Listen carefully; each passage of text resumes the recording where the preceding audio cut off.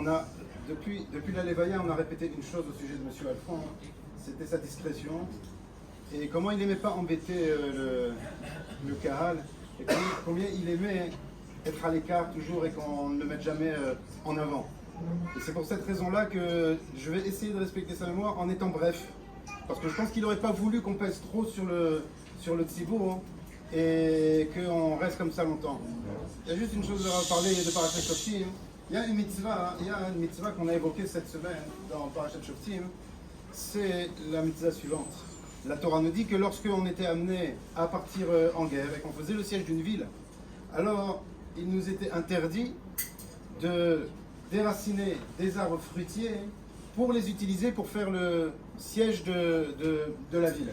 Ce qu'on appelle la mitzvah, vous connaissez ça, hein, de Bal Tashrit. La Torah parle des arbres fruitiers, mais les arbres qui ne sont pas fruitiers, il n'y aurait pas de problème à les utiliser. On voit cette mitzvah de Bal Tashrit, sur laquelle les Chachamim ont beaucoup discuté. La Torah parle de l'interdiction de déraciner un arbre fruitier avec énormément de conditions, etc. Après, nos Chachamim discutent pour savoir au niveau des autres éléments alimentaires, vestimentaires et autres, est-ce que ce serait assourd aussi Minatora ou Miderabanan? Je ne vais pas entrer dans tout ça. Je voudrais amener deux raisons à cette mitzvah qu'amène nos Chachamim. Déjà, ce qu'on peut déjà observer avant toute chose, c'est que la Torah, lorsqu'elle exige, lors d'une guerre, de ne pas couper les arbres fruitiers, on trouve une mitzvah, pas similaire, mais dans l'esprit, dans la paracha de cette semaine, de Kitetse, où là aussi, la Torah nous dit que lorsqu'on était amené à partir en guerre, on demandait aux militaires, aux soldats qui partaient, de prendre chacun une pelle avec eux, au cas où, s'ils devaient, je m'excuse, faire leurs besoins, alors ils se mettaient à l'écart, ils creusaient là-bas, ils faisaient, etc. On voit déjà quelque chose d'extraordinaire à la Torah. L'exigence de moralité que Akadosh Baruch Hu a envers nous. C'est-à-dire que même dans un moment de guerre, où on aurait pu penser de dire mais bon, c'est la guerre, maintenant on a besoin de couper un arbre pour le siège, ou je vais devoir faire ce que j'ai à faire. La Torah dit non. Même en période de guerre, tu restes un être humain. Tu ne deviens pas un sauvage.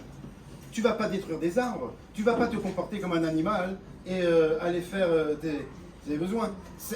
C'est quelque chose d'extraordinaire à Botaï, parce que ne croyez pas, avec toutes les difficultés, au Hachem aujourd'hui ce qui se passe, mais même aujourd'hui le peuple juif a gardé cette moralité.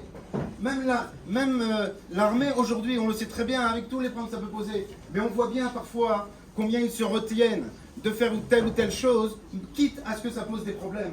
Parce que la moralité du peuple juif, même si on n'est pas des grands Bnei Torah, mais il reste dans la Neshama du juif que même aujourd'hui, même une armée moderne en Israël, elle aura un comportement moral et qu'il y a des choses qui ne se font pas. On a vu dans les dernières opérations qui sont faites, et ben ils ont retardé des exécutions parce qu'il y avait des enfants qui jouaient. Ah mais tu prends un risque.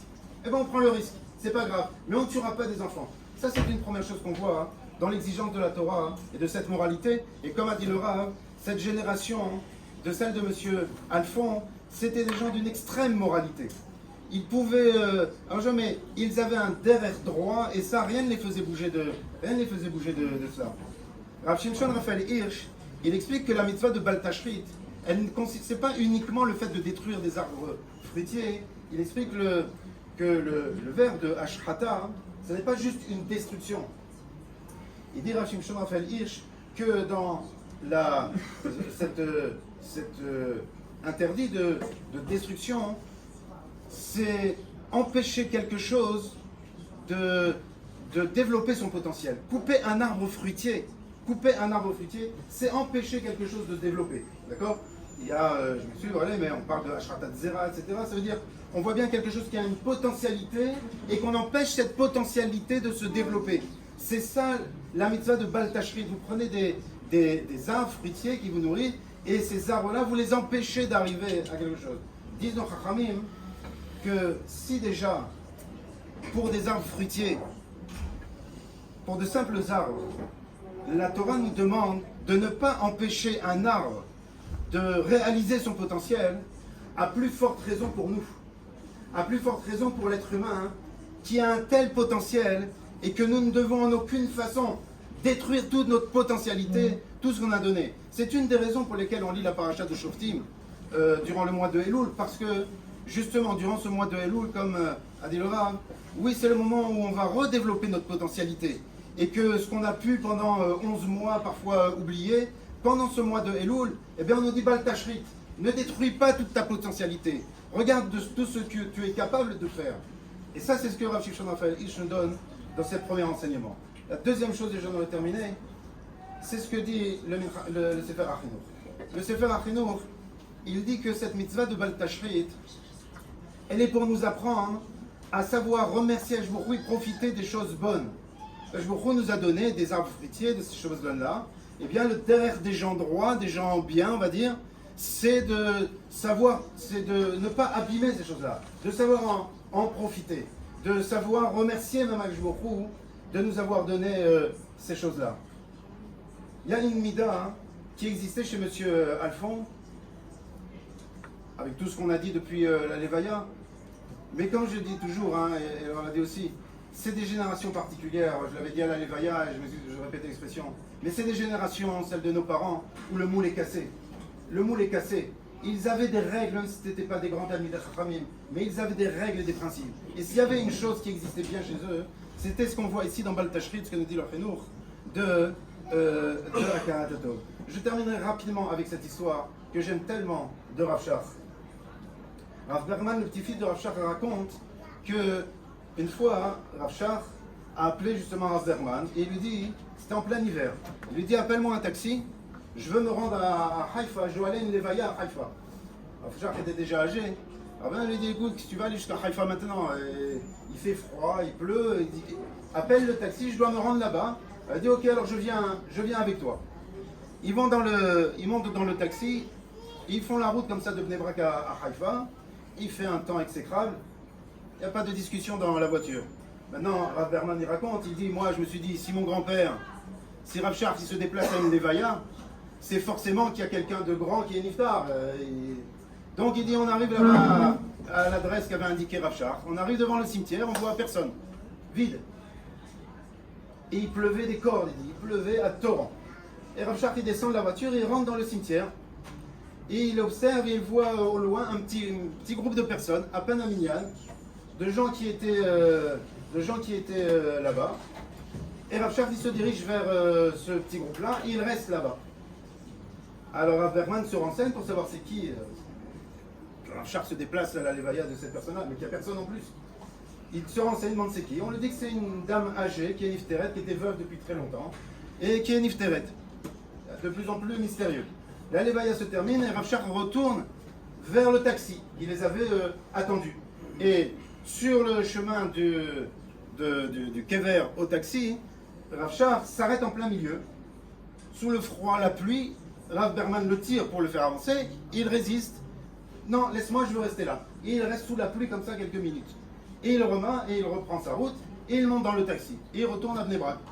Cette fois sur le chemin du retour, Rav Berman il dit à son grand-père, il dit à Rav Shach, il dit Mechila, je veux que tu m'expliques c'est quoi ça? Il lui dit alors que je vais te raconter. Il a dit, quand j'étais jeune, j'étais très jeune, j'étais adolescent, j'avais 15-16 ans. Quand j'étais à l'Yeshiva à l'époque, les yeshivas de l'époque du début du siècle, de cette époque-là, c'était pas les yeshivot d'aujourd'hui. Il dit, on était arrivé à une situation tellement difficile, c'était tellement dur entre le froid, la nourriture, que j'avais un oncle qui était menuisier. Et mon oncle m'avait dit, écoute, si tu veux, viens travailler avec moi à la menuiserie, et comme ça tu pourras avoir une parnassa, et ne reste pas dans ces conditions-là. Et moi j'étais prêt à ça. Et c'était un jeudi reste Shabbat, et moi c'est Shabbat, je pars et je vais travailler avec mon oncle. Et voilà qu'un vendredi, ce jour-là, le vendredi matin, une dame est venue, et elle raconte que son mari est niftar, et que il lui a laissé, il était marchand d'un peu tout, et notamment il a laissé un stock de couvertures. Et elle a dit au Rosh Yeshiva, voilà, je vous amène toutes ces couvertures, utilisez-les pour vos bachourim. Il l'a remercié, et Rav Shach il dit, il s'avère qu'on m'a donné à moi une couverture. Je dormais sur le banc, on m'a donné couverture. Et quand Shabbat j'ai dormi avec cette couverture sur moi, je me suis dit, bon, mais finalement c'est pas si dur que ça. finalement ça va, je peux supporter quand même de rester. Et j'ai décidé de rester. Shuma Karatatov, j'ai voulu me rendre à l'Elevaya de cette femme. Quand j'ai appris qu'elle était Nifteret, j'ai voulu aller là-bas.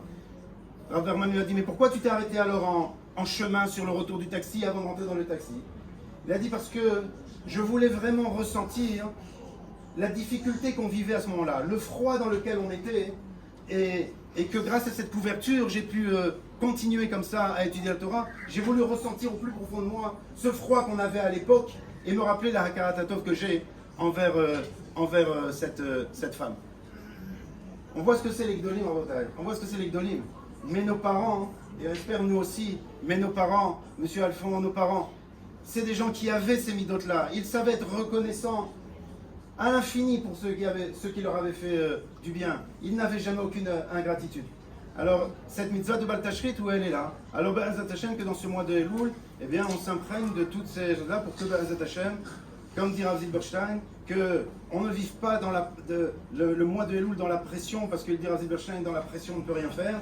Il faut avoir ce sentiment de joie que nos fautes nous seront pardonnées, à condition, bien évidemment, que nous fassions tout le travail nécessaire. C'est pas magique, c'est pas automatique, et que Be'ezrat Hashem, eh bien, très rapidement, Akshbochou déjà vous envoie la consolation, à vous, à votre maman, pour le kibbutz avim que vous avez fait lorsque votre papa était malade, pour votre maman pendant tout ce mois-ci, que très rapidement, eh bien, Akshbochou fasse Kriyat HaMetim et qu'on se retrouve tous ensemble ici à Yerushalayim.